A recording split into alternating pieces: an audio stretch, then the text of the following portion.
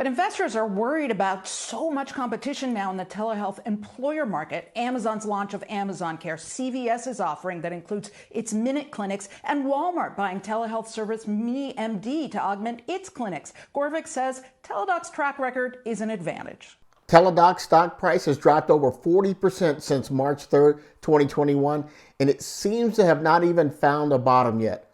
Or has it? Will it drop somewhere between 120 and 112 per share price by Friday close? We'll see. The question I get from people is, how low do you think Teladoc stock price will go? Well, I always think that's a bad question to ask because it always seems like immediately after asking that question, the stock quickly moves down to a price that can answer that question for you. The question I get from people is, how low do you think Teladoc stock price will go? I always think that's a bad question to ask because it always seems like immediately after asking that question, the stock quickly moves down in price to answer that question for you.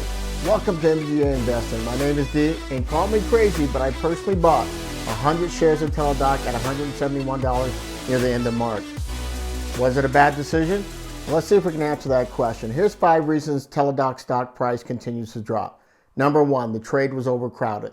There was a lot of money chasing so few desirable tech growth stocks, and Teladoc was one of those growth stocks a lot of people wanted last year. So this added a layer of fluff to the stock price.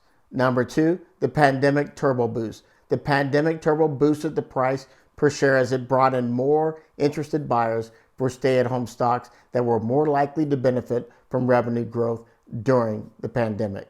Number 3, the Cathie Wood influence pushed the stock price up. If Cathie Wood, CEO of ARK Investment, liked something and mentioned it on one of the talking head financial shows online, people jumped on it, and they jumped on for the ride. Here's a look at ARK's Teladoc holdings. As you can see, Cathie backs her convictions. Look at her continued accumulation of the stock, even as the price of the stock is falling. Just within the ARKK ETF on August 8, 2020, she owned over 800,000 shares. And on February 24, 2021, just a few months ago, she owned nearly 5 million shares. And by May 12th, she's at nearly 9 million shares of Teladoc and ARKK. And Teladoc is only just short of 6.25% of the shares owned within the ARKK ETF. This is how much Teladoc ARK Investment owns within 4 of their ETFs. Within ARKG, just about 7.25% of the holdings are Teladoc. Within ARKK, just under 6.25% is Teladoc. And ARKW, just over 4.5%. And within ARKF, just over 1% of the holdings is Teladoc. Now, I would say ARK Investment is pretty committed on this one. So Cathie has a lot at stake, but she's experienced and played the Amazon game very well as Tesla. So who knows? And number 4 reason, missed expectations. Bad news. The stock tumbled after news last week on wider than expected losses that prompted analysts to pull back their price targets. It is near its lowest close since June 9, 2020. You have to consider that since 2017, though, Teladoc has made 5 industry-related acquisitions. Livongo, of course, by far being the largest. And there's some costs to those acquisitions. And number 5 reason, profit taking. Early investors as well as institutional investors in tech growth companies started taking profits February and March. I did the same as I sold off some of my Tesla positions on February 15th to preserve just some of the cream on the top. Here are several other reasons for the rapid decline per share price. Early money, obviously, it started leaving the tech growth stocks to chase the so-called value stocks. These are the stocks that took a beating during the early to mid stages of the pandemic. By the way, many of these companies are the same slow-moving stocks before the pandemic. Go back and look at some of these companies. They're the ones in the last 3 to 4 years that did very little in the way of reinvesting in their business or in their people and used most of their profit to buy back their stock to give shareholders a reason to stay around. For most of these, the only value they bring now is in the value they lost during the pandemic. They weren't doing much before the pandemic to innovate and to grow their businesses, so what has changed? In fact, what has changed that would warrant my interest or my money now, especially if I didn't come in early like back in April or May, June of 2020. Barron's last week ran this headline: The tech trade is dead. Why is it time to accept that reality? In the article, it mentions Borg Warner and General Motors are having some of their best quarters. Their shares are up more than 30% year to date.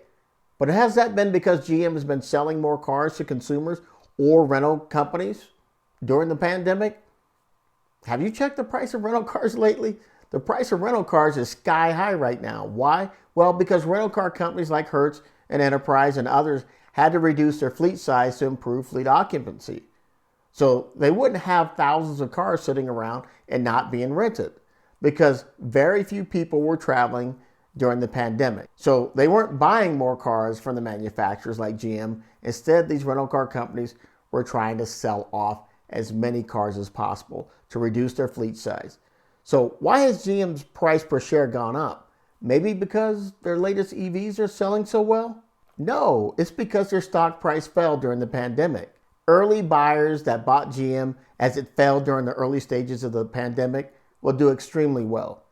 Others coming in late or now on the illusion of chasing value stocks may be surprised to find very little value and realize they could just be supporting the price for the early buyers of the stock waiting for more suckers to come in and shore up the bottom.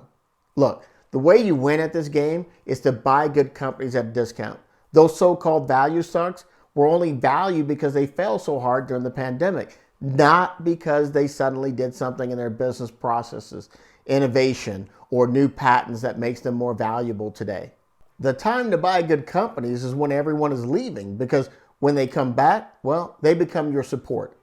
I'm not saying these so-called value stocks aren't any good. I'm just saying, how is it possible that these so-called value stocks are now worth more today than they were before the pandemic started? What makes them worth more? Is it just TV and online financial analysts, talking heads telling you it's worth more and you should buy? Isn't it interesting back in April, May, June of last year, these same people were not talking about all the value in the so-called value stocks when you should have been buying? Instead, they were telling you about the red hot tech growth stocks like Peloton and Zoom, Teladoc, etc., and buyers crowded those trades. Let me know in the comments below if you think I'm missing something here. The article goes on to say Peloton down 45% and Zoom down 12%. But of course, they're down. These were the early crowded pandemic stay-at-home stocks. Now those early buyers that anticipated and instigated the buy-up of these stay-at-home stocks, well, they've moved out of stocks like Peloton and Zoom. And the prices of those stocks will now stabilize to some normal value to price, or in many cases below, due to overcorrection. The article also goes on to mention the Russell 1000 Value Index is up 16% year to date, and the Russell 1000 Growth Index is up 5%. So here's a look at the Russell 1000 Value Index. It dropped February 16, 2020 from about $13.51 a share to $9.21 a share on 3/15/20. That's nearly a 32% drop in share price in reaction to the pandemic shutdown.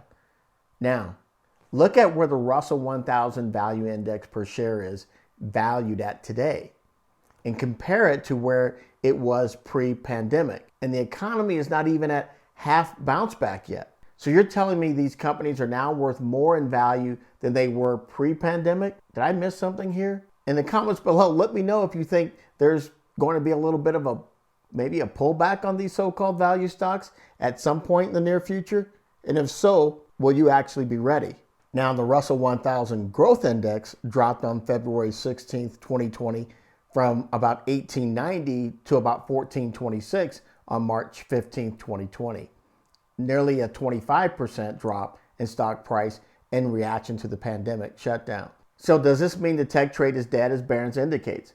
Far from it. It's more likely the Decepticons of Wall Street want you to believe that, so as all the scared money moves out, it creates a bargain city scenario for Wall Street sharks to come right back in and start buying up all those bargain price growth stocks.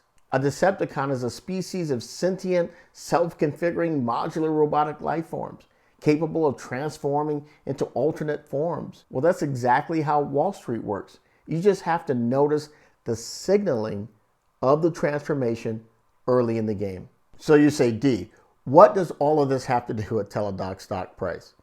Everything. By all accounts, It's the perfect storm. There's a confluence of causes for the stock to drop. No one should be surprised by the recent drop in Teladoc stock price. Although it may be a good company with a large upside, it was an overcrowded and overhyped trade during the pandemic. Livongo, though a necessary acquisition, was a costly one at $18.5 billion. Its impact was going to show up in the financial statement. No surprise there. Quick money went in, wrote it up, and rode out of town. But my question is, did you buy Teladoc for 5 days, 5 weeks, 5 months, or 5 years? My statement in question at the start of this video was I bought 100 shares of Teladoc in March at $171 a share. Was it a bad decision?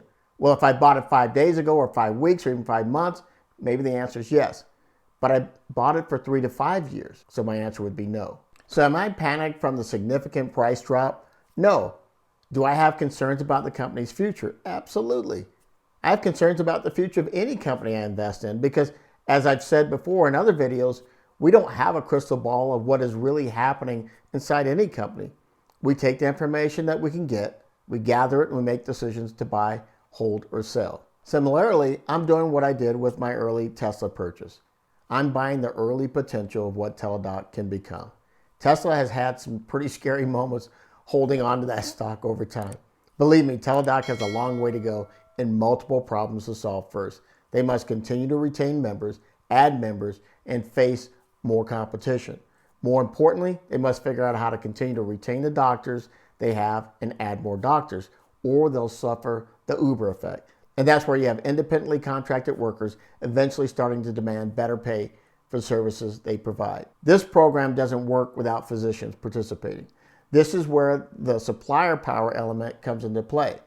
Supplier power is one of Michael Porter's 5 forces. Supplier power is about how easy it is for suppliers to raise prices and how many suppliers you do have. For Teladoc, its suppliers delivering its services are doctors, and eventually they're going to ask for more, and there are no substitutes for doctors. Another telling sign will be how well Teladoc is able to hang on and even add to its paid member base. It slipped slightly in Q1 from 51.8 million to 51.5, which in my opinion should be expected as companies laid off employees to reduce costs during the pandemic. To add some perspective to the story, Fortune Business Insight and their published research estimated telehealth to be worth $61.4 billion in fiscal year 2019, with an expected compounded average growth rate of 25.2% through fiscal 2027, which would put the market size at just about $560 billion. So what are the analysts saying? Some give it a moderate buy rating, with slightly less giving it a hold rating.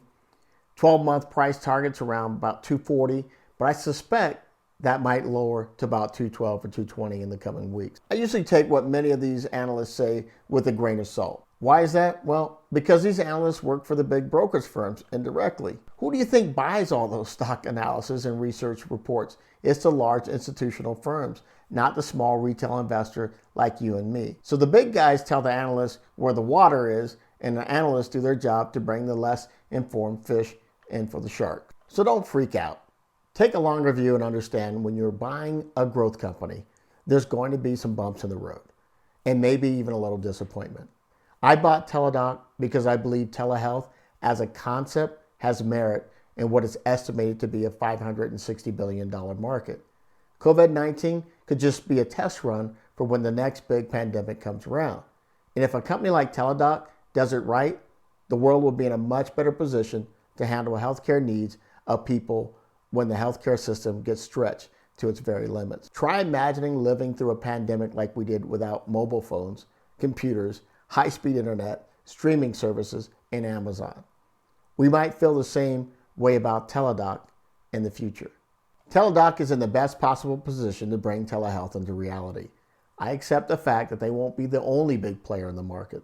There's plenty of room for multiple big players in this market. Teladoc, well, they've got a huge head start. Thanks for watching. If you found value in this video, please click the like button and make sure you subscribe, because you won't want to miss my next video on Teladoc as I reveal just how they actually plan to make money. Thanks for watching. And if you found value in this video, click the like button and make sure to subscribe, because you won't want to miss the next video on Teladoc as I reveal just how they actually plan to make money. Catch you next time.